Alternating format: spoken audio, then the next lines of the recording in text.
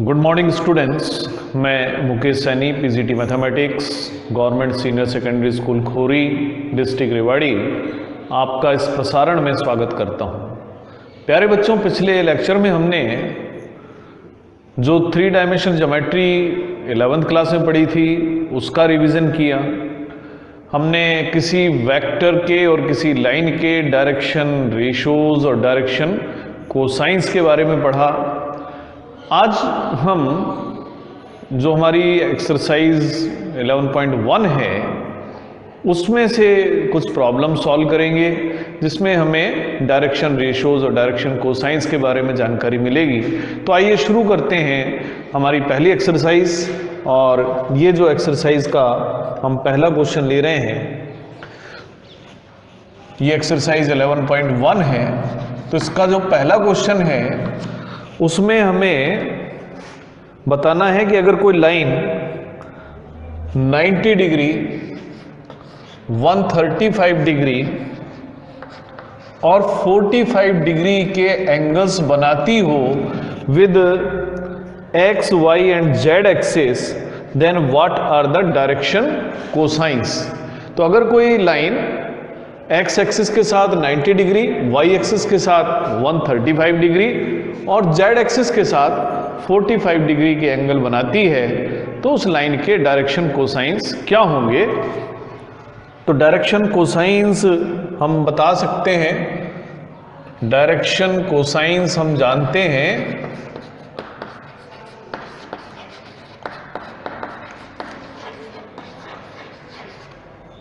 अगर alpha, beta और gamma directional angle हैं तो डायरेक्शन कोसाइंस होंगे कॉस अल्फा, कॉस बीटा और कॉस गामा।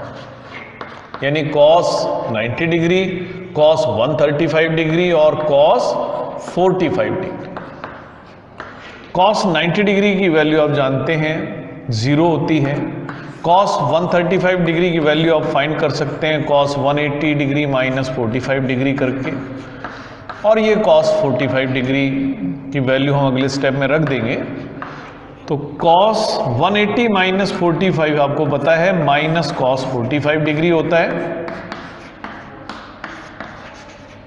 तो जो डायरेक्शन कोसाइंस होंगे वो होंगे 0, माइनस 1/√2 और 1/√2।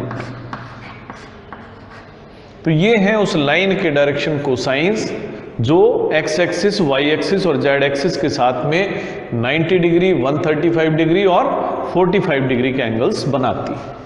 अब जो दूसरा क्वेश्चन है उसमें हमें डायरेक्शन कोसाइंस ऐसी लाइन के बनाने हैं जो तीनों एक्सिस के साथ में इक्वल एंगल बनाती है। तो मान लेते हैं कि जो इक्वल एंगल है, जो लाइन बना रही है वो अल्फा है। Let the line is equally inclined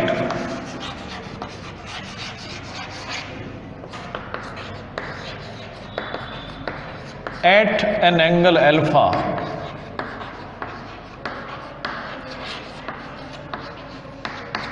with coordinate axis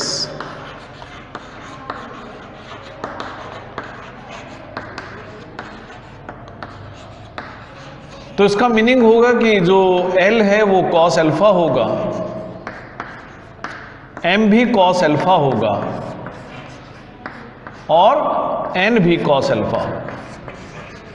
लेकिन L² plus M² plus N² किसी भी जो लाइन है उसके डायरेक्शन कोसाइंस में ये रिलेशनशिप होगी कि L² plus M² plus N² हमेशा 1 होगा। तीनों की वैल्यू ही cos अल्फा है, यानी cos² alpha plus cos² alpha plus cos² alpha की वैल्यू 1 हो जाएगी। यानी 3 cos² अल्फा 1 के इक्वल है। तो cos² अल्फा की वैल्यू 1/3 है। तो cos अल्फा की वैल्यू प्लस माइनस 1/√3 होगी। तो यानी direction cosines of the given line ये हो जाएंगे प्लस माइनस 1/√3, क्योंकि तीनों ही बराबर होने हैं।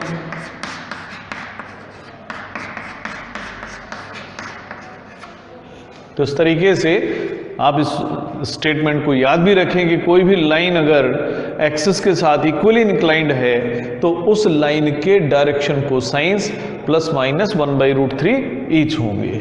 अब तीसरा क्वेश्चन है कि अगर किसी लाइन के डायरेक्शन रेशियोज हमें गिवन हैं तो उसके डायरेक्शन कोसाइंस हमें फाइंड करने हैं। तीसरा क्वेश्चन जिसमें हमें डायरेक्शन रेशियोज दिए हुए हैं।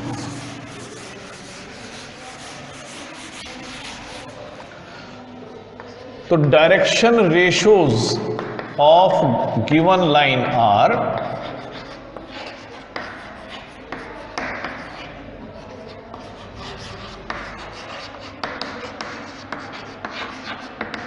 जो हमें डायरेक्शन रेशियोज दिए हैं वो हैं 18, 12 एंड -4।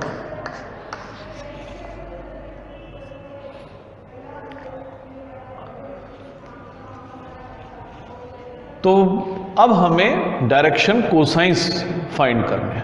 हमने पढ़ा था कि अगर किसी लाइन के direction ratios, we know that, इसके बारे में हम क्लियर कर लें कि इफ डायरेक्शन रेशियोज को हम DR ऐसे लिख देते हैं of a line R, A, B and C, तो ऐसी स्थिति में हम डायरेक्शन कोसाइंस हम फाइंड कर सकते हैं। L होगा plus minus A/√A² plus B² plus C²। इसी तरह से M होगा plus minus B/√A² plus B² plus C²। और N होता है C/में √A² plus B² plus C²। तो यानी डायरेक्शन कोसाइन गिवन लाइन के होंगे तो direction cosines of required line are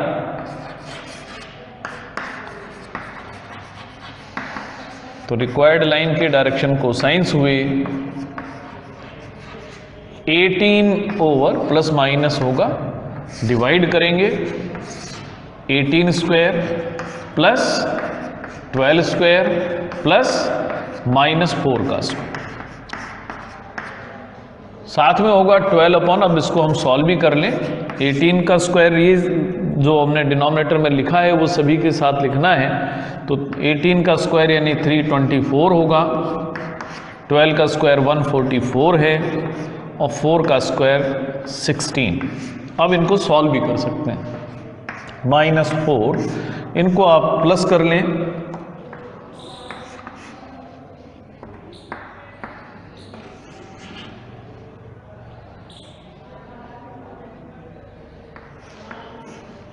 तो ये आपको मिलेगा -4 ओवर √484।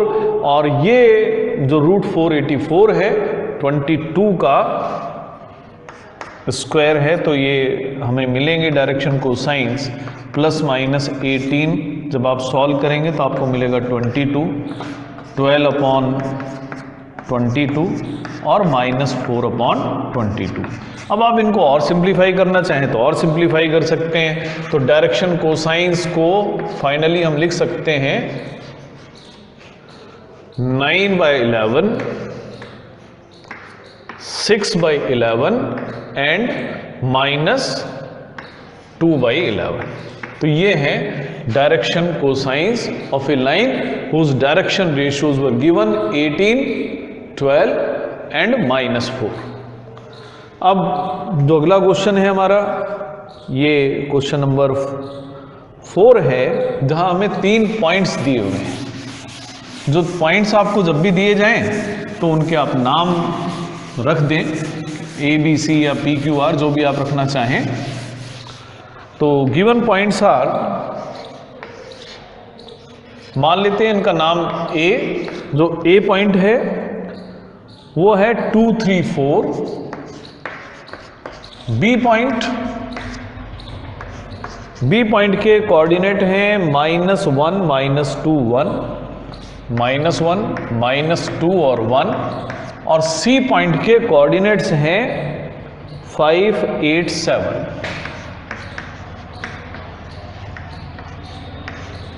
हमें प्रूव करना है ये तीनों पॉइंट्स कोलिनियर हैं। कोलिनियर प्रूव करने के हमारे पास कई तरीके हैं। हमने 11th क्लास में भी पॉइंट्स को कोलिनियर प्रूव किया था। हम डिस्टेंस फार्मूला की हेल्प ले सकते हैं, सेक्शन फार्मूले की हेल्प ले सकते हैं, और अब एक नया तरीका एक और हम यूज़ कर सकते हैं, डायरेक्शन रेशोज़ की हेल्प से भी हम किसी भी दिए हुए 3 पॉइंट्स को कोलिनियर प्रूव कर सकते हैं। तो इसके लिए हम क्या करेंगे, हम फाइंड करते हैं direction ratios of A B. A B के डायरेक्शन रेशोज़ फाइंड करने के लिए आप एक बात याद रखें कि आपको अगर 2 पॉइंट्स ए दिया हुआ है x1, y1, z1 और b दिया हुआ है x2, y2, z2, तो direction ratios of A B होगा, आप दोनों के कोऑर्डिनेट्स को माइनस करते हैं। तो यानी direction ratios of A B होंगे -1, -2, -2, -3 और 1, -4। तो जब भी आपको direction ratios of line segment find करने हो तो दोनों एंड पॉइंट्स के जो कोऑर्डिनेट्स हैं उनका आप डिफरेंस लें। यानी direction ratios of A B हो गए -3, -5 और -3। अब बात करते हैं हम direction ratios of B C की। तो direction ratios of B C होगा, इसी प्रकार से हम लेंगे। सी के कोऑर्डिनेट्स में से बी के कोऑर्डिनेट्स को माइनस कर देते हैं। 5 - -1 यानी 5 + 1, 8 - -2 यानी 8 + 2 और 7 - 1 यानी आप लिख सकते हैं 6, 10 और 6। आप इनको -2 से अगर डिवाइड कर दें, क्योंकि डायरेक्शन रेशोज़ किसी भी लाइन के इनफाइनाइट होते हैं, आप -2 से अगर डिवाइड करेंगे तो आप इसको लिख पाएंगे -3, -5 और -3। तो जो डायरेक्शन रेशोज़ ए बी के हैं वही डायरेक्शन रेशोज़ बी सी के हैं। तो as direction ratios of A B equal to direction ratios of A C. इसका मीनिंग हुआ कि जब दो लाइंस के डायरेक्शन रेशोज़ सेम हैं तो वो दोनों लाइन पैरेलल होनी चाहिए। इसका मतलब हुआ कि A B and B C are parallel. अब ए सी और बी सी पैरेलल तो हैं, लेकिन इनमें भी पॉइंट बी कॉमन है। और पॉइंट बी कॉमन है, इसका मतलब ये हुआ कि ये तीनों पॉइंट एक ही लाइन में है। तो हम यहाँ लिखेंगे कि but point B is common. Point B common होने की वजह से ये तीनों जो पॉइंट्स हैं ए बी और सी वो collinear, A B C are collinear.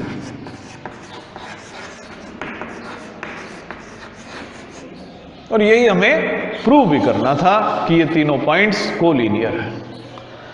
अब इसी का अंतिम क्वेश्चन है जिसमें हमें डायरेक्शन कोसाइंस फाइंड करने हैं किसी ट्राइंगल की तीनों साइड्स के।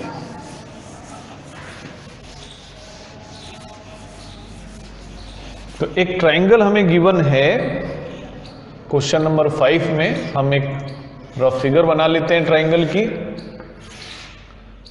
वर्टिसेस इसके हम ए बी सी लेते हैं। ए पॉइंट के जो कोऑर्डिनेट्स हैं वो 3, 5 और -4 हैं। बी पॉइंट के जो कोऑर्डिनेट्स हैं वो -1, 1 और 2 हैं। और सी पॉइंट के कोऑर्डिनेट्स -5, -5 और -2, -5 और -2 हैं। हमें बताने हैं इन तीनों साइड्स के डायरेक्शन कोसाइंस क्या होंगे। तो हम पहले डायरेक्शन रेशोज़ फाइंड करेंगे। पहले ए बी के डायरेक्शन रेशोज़ फाइंड कर लेते हैं। तो direction ratios of A B find करने के लिए बी के कोऑर्डिनेट्स में से ए के कोऑर्डिनेट्स को माइनस करें। -1, -3, 1, -5 और 2 + 4, जिसे हम लिख सकते हैं -4, -4 और 6।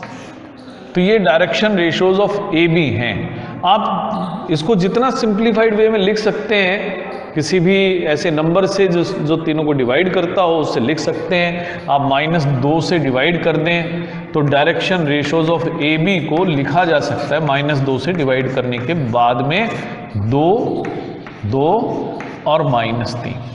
अब हमने पिछले क्वेश्चन में पढ़ा था कि अगर हमें डायरेक्शन रेशियोज गिवन है तो हम डायरेक्शन कोसाइंस फाइंड कर सकते हैं। तो direction cosines of A B हम लिख पाएंगे 2 अपॉन इस 2 का स्क्वायर, फिर 2 का स्क्वायर और -3 का स्क्वायर, फिर वही रिपीट कर देना है। 2 का स्क्वायर 4 है, इसका 2 का स्क्वायर 4 हुआ, -3 का स्क्वायर 9 हुआ। इसी तरह से -3 ओवर वही 4, 4 और 9 का सम।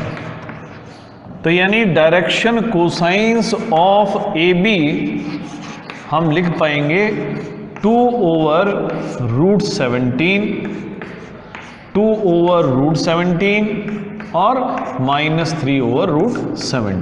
तो ये तो डायरेक्शन कोसाइंस हो गए ए बी के। अब बात करते हैं हम direction cosines of B C की। उससे पहले हमें direction ratios of B C find करना। किसी भी लाइन के डायरेक्शन रेशियोज में आपको फिर याद दिला दूं कि किसी भी लाइन के डायरेक्शन रेशियोज 2 हो सकते हैं। जैसे अभी हमने यहाँ लिखा है direction ratios of A B 2/√17, 2/√17 और -3/√17। इसके डायरेक्शन रेशियो कोसाइंस -2/√17, -2/√17 और +3/√17 भी हो सकते हैं। फिलहाल डायरेक्शन रेशियोज ऑफ बीसी की बात करते हैं। ये होंगे -5 +1, -5 -1 और -2 -2। यानी हमने सी के कोऑर्डिनेट्स में से बी के कोऑर्डिनेट्स को माइनस करा। तो ये हमें मिलेंगे -4, -6 और -4। आप इसे -2 से डिवाइड करते तो आप लिख पाएंगे 2, 3 और 2। तो ये डायरेक्शन रेशियोज ऑफ बीसी हमें मिल गए। अब डायरेक्शन कोसाइंस ऑफ बीसी अगर हमें फाइंड करना है तो डायरेक्शन कोसाइंस ऑफ बीसी होंगे 2 को डिवाइड करेंगे 2 स्क्वायर यानी 4, 3 स्क्वायर यानी 9 और 2 स्क्वायर यानी 4। और इसी प्रकार से 3 ओवर √4 + 9 + 4 और 2 ओवर √4 + 9 + 4 यानी कि 2/√17, 3/√17 और 2/√17। ये बन गए हैं डायरेक्शन कोसाइंस ऑफ बीसी। इसी तरीके से आप direction cosines of AC find कर सकते हैं। पहले सी के कोऑर्डिनेट्स में सी के कोऑर्डिनेट्स को माइनस कर लें, डायरेक्शन रेशियोज फाइंड कर लें, कोई भी कॉमन नंबर से इनको डिवाइड कर लें और जितना सिंप्लीफाई हो सकता है उतना लिखने के बाद में इनके स्क्वायर्स का सम करें और उसका स्क्वायर रूट लेके डिवाइड कर दें। तो इस तरीके से हम डायरेक्शन कोसाइंस ऑफ एसी भी फाइंड कर लें। तो ये तो प्यारे बच्चों हमारी पहली एक्सरसाइज थी। अब हम अगला जो काम करेंगे वो है कि कैसे किसी स्ट्रेट लाइन की इक्वेशन को हम लिख सकते हैं, वो हम सीखेंगे। तो आइए किसी स्ट्रेट लाइन की इक्वेशन को फाइंड करना सीखें।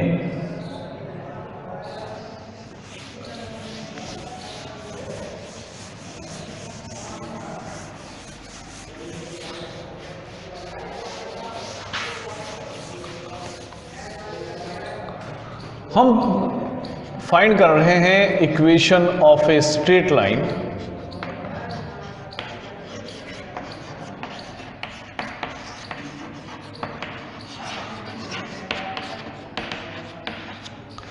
हम ये पढ़ चुके हैं कि किसी एक पॉइंट से आप infinite number of lines draw कर सकते हैं। इस पॉइंट से जाने वाली इनफाइनाइट नंबर ऑफ लाइंस होंगी।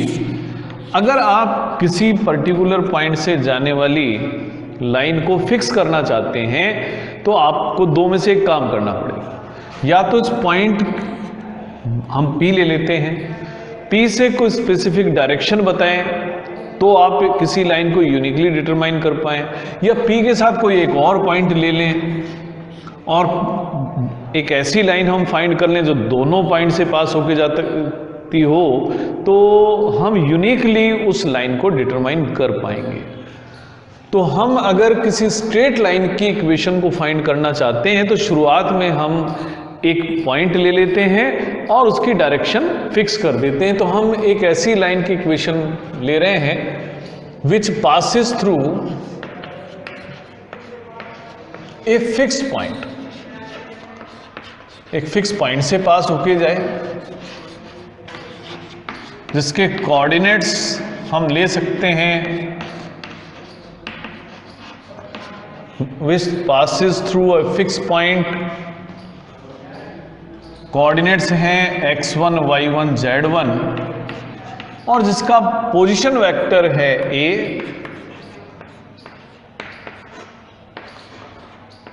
एंड अब डायरेक्शन फिक्स करने के लिए हम एक और वेक्टर का सहारा लेते हैं जो हमारी स्ट्रेट लाइन है वो उस वेक्टर के पैरेलल हो and is in the direction of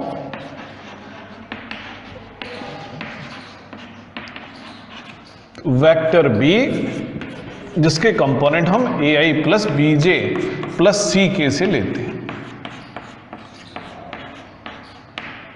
या आप ये भी कह सकते हैं कि जो गिवन लाइन है उसके डायरेक्शन रेशियोज abc है। तो यानी हम ऐसे एक स्ट्रेट लाइन लेते हैं, हम इसकी इक्वेशन फाइंड करना चाहते हैं।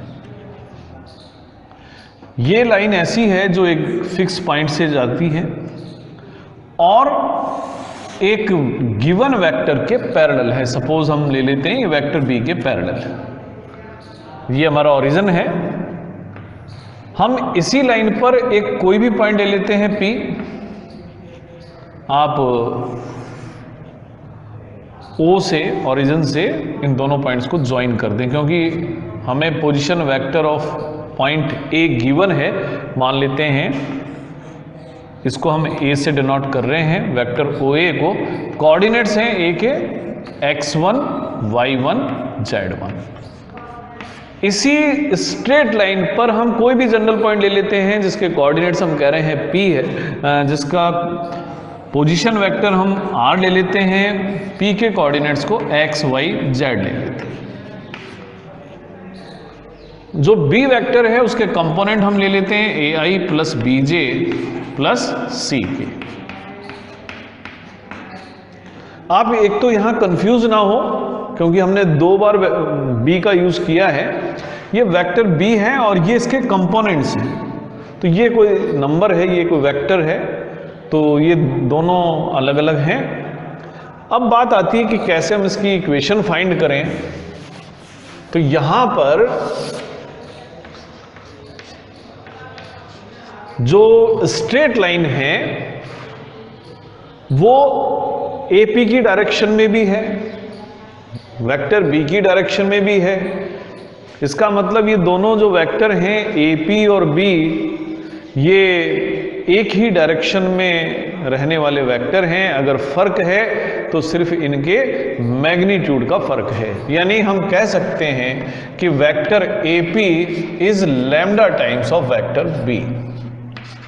लैम्डा यहां पर कोई कांस्टेंट होगा। AP का मतलब है position vector of P minus position vector of A, यानी R माइनस A, क्योंकि वेक्टर्स हम पढ़ चुके हैं। AP का पोजीशन वेक्टर फाइंड करने का तरीका यही है, टर्मिनल पॉइंट के पोजीशन वेक्टर में से इनिशियल पॉइंट का पोजीशन वेक्टर माइनस कर दिया जाए। तो R minus A lambda B के बराबर है, तो R की वैल्यू हम लिखते हैं A प्लस लैम्डा B। और यही जो इक्वेशन है यही इस स्ट्रेट लाइन की इक्वेशन है। एक ऐसी स्ट्रेट लाइन है जो एक ऐसे पॉइंट से पास होके जाती है जिसका पोजीशन वेक्टर स्मॉल a से हम डिनोट कर रहे हैं और जो वेक्टर b की डायरेक्शन में है। अगर हम ये जो फॉर्म कहलाती है इट इज वेक्टर फॉर्म, इसे हम वेक्टर फॉर्म कहते हैं। अब इसकी कार्टेशियन फॉर्म, जब भी हम इक्वेशन को x y z की फॉर्म में लिखते हैं तो ये इसकी कार्टेशियन फॉर्म कहलाती है। कार्टेशियन फॉर्म में कन्वर्ट करने के लिए फॉर कार्टेशियन फॉर्म हम इनकी वैल्यूज रखते हैं।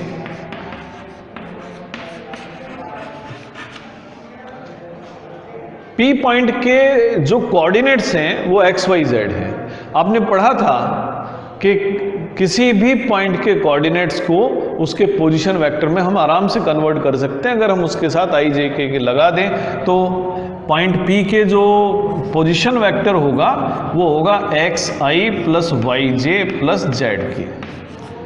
ए का पोजीशन वेक्टर गिवन ही है, वो है x1 i plus y1 j plus z1 के plus lambda times of b का मतलब है ai plus bj plus c के। इस पहली टर्म को अगर मैं लेफ्ट साइड में ट्रांसफर कर दूं तो हम इसको लिख पाएंगे इस प्रकार से xi plus yj plus z k minus x1i minus y1j और माइनस z1 के, और ये बराबर होगा lambda a into i, lambda b into जे और lambda c into k. Left side में हम i के कोफिशिएंट को अगर हम इकट्ठा करें तो लिखेंगे x माइनस x1, दो टर्म है i की xi और माइनस xy। इसी तरह से j के जो टर्म है y माइनस y1 है और k की टर्म्स हैं z माइनस z1, और ये इक्वल है lambda a into I plus lambda b into जे और लैम्डा c इंटू के। तो यानी ये दो वेक्टर्स बराबर हैं, और दो वेक्टर्स अगर बराबर हैं तो उनके कॉरस्पॉन्डिंग कंपोनेंट बराबर होने चाहिए, यानी x minus x1 lambda a के बराबर होना चाहिए, y minus y1 lambda b के बराबर होना चाहिए और z minus z1 lambda c के बराबर होना। इन तीनों कंपोनेंट्स अगर हम लैम्डा को फाइंड करें तो हम लिख सकते हैं कि x minus x1 upon a lambda के बराबर है, y minus y1 upon b ये भी लैम्डा के बराबर है, और z minus z1 upon c ये भी लैम्डा के बराबर है। तीनों ही लैम्डा की वैल्यूज हैं, इसलिए हम कह सकते हैं कि x minus x1 upon a equal to y minus y1 upon b equal to z minus z1 upon c equal to lambda. ये एक ऐसी स्ट्रेट लाइन की इक्वेशन है, अभी लैम्डा ऑप्शनल है, x minus x1 upon A, y minus y1 upon B और z minus z1 upon c। जब भी इक्वेशन आपको लिखनी हो तो मात्र आप ये तीन कंपोनेंट ही लिखें। ये स्ट्रेट लाइन की इक्वेशन है, एक ऐसी स्ट्रेट लाइन जो x1 y1 z1 से पास होकर जाती हो और जिसके direction ratios A B C हो। आपको अगर कभी भी इस स्ट्रेट लाइन पर कोई पॉइंट जनरली फाइंड करना पड़े, आप इसको लैम्डा के इक्वल रख दें, और जैसे ही आप लैम्डा के इक्वल रखेंगे तो आपको किसी भी जनरल पॉइंट के कोऑर्डिनेट्स इस स्ट्रेट लाइन पर मालूम हो जाएंगे। अब इस जो हमने इक्वेशन फाइंड की है इसे हम कहते हैं वन पॉइंट फॉर्म। तो वन पॉइंट फॉर्म की हेल्प से किसी स्ट्रेट लाइन की इक्वेशन को हम कैसे लिखें, एक क्वेश्चन हम करते हैं। इसके लिए मैं एक क्वेश्चन लेता हूं, और ये क्वेश्चन हम ले रहे हैं, क्वेश्चन नंबर 4 है 11.2 से।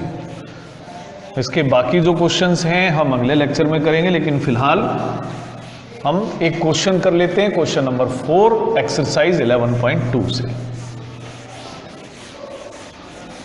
आपको दोनों ही फॉर्म में ये इक्वेशन याद होनी चाहिए। क्वेश्चन नंबर 4 एक्सरसाइज 11.2 से है कि आपको एक ऐसी लाइन की इक्वेशन फाइंड करनी है जो 1 2 3 पॉइंट से जाए और 2i plus 2j 3i plus 2j minus 2 के इस वेक्टर के पैरेलल। इस पॉइंट यानी 1 2 3 से वो लाइन पास होके जाती है और 3i + 2j - 2k की डायरेक्शन में हमारी लाइन है। तो equation of straight line is R = a + λb। जब हम इस तरह से लिखते हैं तो ये इसकी वेक्टर फॉर्म कहलाती है। ए का मतलब है कि किस पॉइंट से जाती है उसका पोजीशन वेक्टर, पॉइंट के कोऑर्डिनेट्स गिवन है, तो हमारा पॉइंट होगा i + 2j + 3k plus lambda कोई भी पैरामीटर है, और b हम लिख देते हैं 3i + 2j - 2k। तो ये जो इक्वेशन है ये vector form of the straight line कहलाती है। ये तो वेक्टर फॉर्म हो गई। अब कार्टेशियन फॉर्म जो होगी वो इस प्रकार से होगी। कार्टेशियन फॉर्म होती है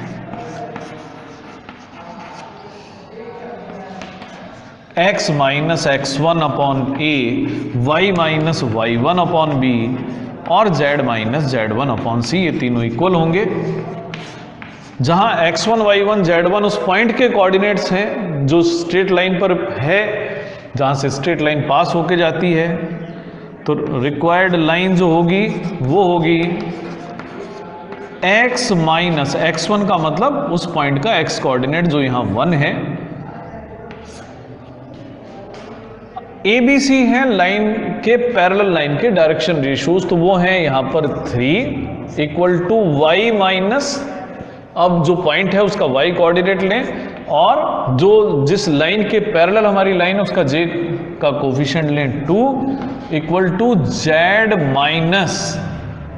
3 और अपॉन आप कर दें -2। तो ये है उस लाइन की कार्टेशियन फॉर्म। आप दोनों को कन्वर्ट भी कर सकते हैं। आपने ये देखा ये हमारी वेक्टर फॉर्म है, तो जब भी इसको कार्टेशियन में कन्वर्ट करना हो आप x - i का कोफिशिएंट = y - j का कोफिशिएंट = z - z का कोफिशिएंट। अब डिवाइड करें किससे, जो लैम्डा के साथ वेक्टर है उसके i j k के कोफिशिएंट से इसको कर दें डिवाइड। तो इस तरीके से हम एक दिए हुए पॉइंट से जाने वाली और किसी वेक्टर के पैरेलल लाइन की इक्वेशन फाइंड कर सकते हैं।